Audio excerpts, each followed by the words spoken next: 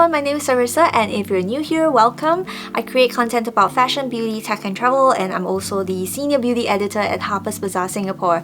Today we're going to talk about the Chanel 22 bag. Just a bit of a backstory, I actually travelled to Paris last December with Chanel for the Le Grand Numéro de Chanel exhibition and purchased the bag there while I was in Paris. I went with the other members of the media, the Chanel Singapore team, and also some influencers to the Rue Cambon store to shop. I think I had very good luck that day because I remember the stocks were very low for any of the classic Chanel bags, and the Chanel 22 is also considered one of the classic bags. Same with the classic flap, 2.55, boy, and 19 bag. But the Chanel loss was smiling down at me from above that day, and the SA came back with the Chanel 22 in black with gold hardware. I actually scored 2 bags that day, but I'll leave that story for another time. The gold hardware isn't actually my first choice, but I have to admit it's kind of growing on me. This is the Chanel 22 bag in medium with shiny calfskin. It retails in Paris at 5,350 euros. Here are its measurements in centimeters and inches. The Chanel 22 bag was named after the year of its creation. This bag also marks creative director Virginie Viard's first solo contribution to the classic handbag line. The last one was the Chanel 19, which was created in collaboration between Karl Lagerfeld and Virginie Viard back in 2019. The leather is really supple, but it's calfskin. It's also very hardy and resistant compared to lambskin. This is a bag targeted at the Gen Zs with, their carefree attitude and easygoing nature. They're not going to be the people who baby their bags. The design is relatively simple. It's basically a tote bag with a drawstring feature at the handles. When it's empty, you can store the bag relatively flat, but when you put stuff in it, the weight actually allows the leather to gather to create this cinched look. There is no closure, only a magnetic button in the middle of the bag. Even though the bag has a relatively simple design, the 22 bag highlights several of Chanel's house codes. The diamond quill, the metal chain with leather woven through it, the medallion with the words Chanel Paris and the double C cut out. There is no Chanel logo on the bag itself except for a small pouch included with the bag. On the front, however, there is the word Chanel in the house's signature font, and this bag is available in 3 sizes, small, medium and large. As mentioned earlier, the one I have is the medium. Because this bag is so huge in comparison with the other classic Chanel bags, there is only one compartment. It fits a lot. After I bought it in Paris, I was basically carrying this bag everywhere. The strap length is very generous, which means I had no problem carrying it over my shoulder when I was wearing thick layers of clothing and a coat. I could fit everything I needed in the bag while I was traveling, including some cameras and a small tripod. And in typical French fashion, it even fits a baguette. In Singapore, I was carrying it almost every time I'm out. It's big enough to fit my 14-inch MacBook Pro and other tech peripherals that I need. The bag is constructed to be pretty lightweight as it has a fabric lining. The huge compartment means I can just dump everything I need in the bag without thinking much about how I need to arrange things so that everything fits. Basically, when it comes to the Chanel 22, it will fit all your daily essentials and then some. People carry it as a work bag or even to the gym, grocery store, or to the beach. The Chanel 22 bag definitely did not have the structure that came with bags like the classic flap or the boy, which, is a part of what makes Chanel bags look so luxurious. And if we're being honest, the lack of structure and the shiny calf leather made it look like a trash bag, especially the black one. They literally call this a lati bao, which in Chinese means trash bag on Chinese social media. But I started seeing people carry the 22 bag on this Chinese social media app called Xiaohongshu or Little Red Book, and it looked amazing with the bags, and I started having second thoughts about it. I could definitely see the appeal of having a larger tote, as I'm not the kind who would jump on the small handbag trend. The smallest bag I own have to at least fit my phone, but the big bag trend I can definitely get behind.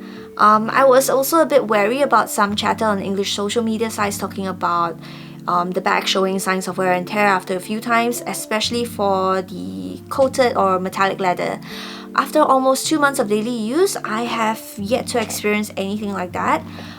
For some people, the single compartment may not be as appealing as this means that stuff inside the bag gets rattled around, but it's a pretty easy fix if you get one of the bag organizers, which not only helps you keep smaller items organized, but also maintains the overall shape of the bag. Because this bag is so big, there's a tendency to fit a lot of things inside and the bag gets very heavy as a result. I wear a lot of tank tops in Singapore because it's so hot, and I find that the straps sometimes dig into my shoulders and leave marks when I carry a lot of things. It's not so much of an issue when I was in Paris because the thick clothing kind of shielded me from the pressure of the straps. Again, because of the size of the bag, I really encourage you to try out in the stores first, especially if you're a little bit more petite.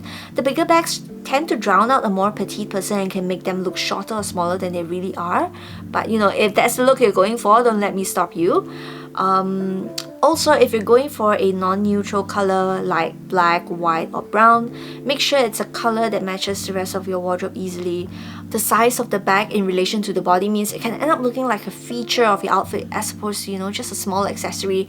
When you're carrying a mint green, purple or pink 22 bag, people are gonna notice the bag before they notice the rest of your body, so you know, you probably get more wear out of it if it matches the rest of your wardrobe.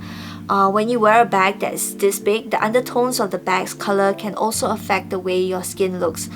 If you know, sometimes you find yourself avoiding certain colors on your clothes because of the way it makes your skin look dull, sallow, or just lusterless, it's best to avoid these colors for the bag as well because it's going to do the same thing. One thing I'm undecided about is whether this bag is worth the price tag.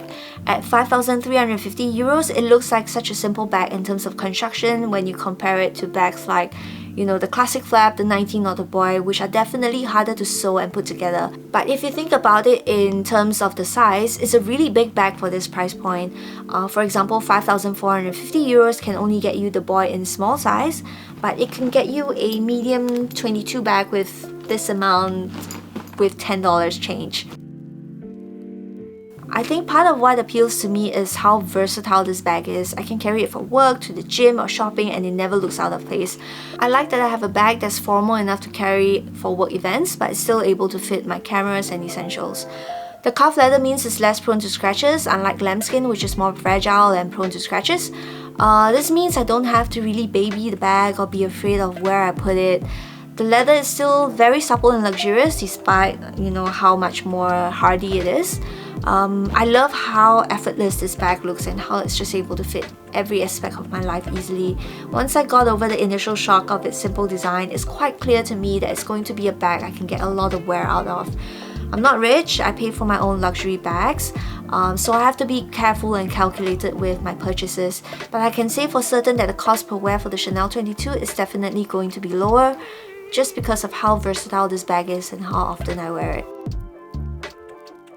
The Chanel 22 bag is my first Chanel bag, and I wanted a bag which is part of their classic style, and I felt it was easier to walk into a store to purchase the Chanel 22 simply because of how new the design was. It wasn't like the Boy or Gabrielle 19, which already had time to gain traction and popularity, so that's something to consider if you're thinking of getting a classic Chanel style as well. Fashion operates in extremes, and over the last few years the micro bag and nano bags has its moment, but it has gone opposite end now with brands like YSL, Dior and Bottega coming with large bags. Perhaps it's a nod to people heading back to the office after the pandemic and needing more practical work bags. The Chanel 22 is definitely going to be trendy for at least the next 2 years with where this trend is headed. Let me know if you're looking to purchase a Chanel 22 bag as well, or you already own one. Like, what are your thoughts on it? Do you like it? Do you hate it? Leave me a comment below. If you love fashion or luxury bag content like this one, be sure to hit the subscribe button. I also talk about beauty, tech and travel, and I occasionally vlog as well. I look forward to seeing you back at my channel. Thank you very much, and I'll see you soon. Bye!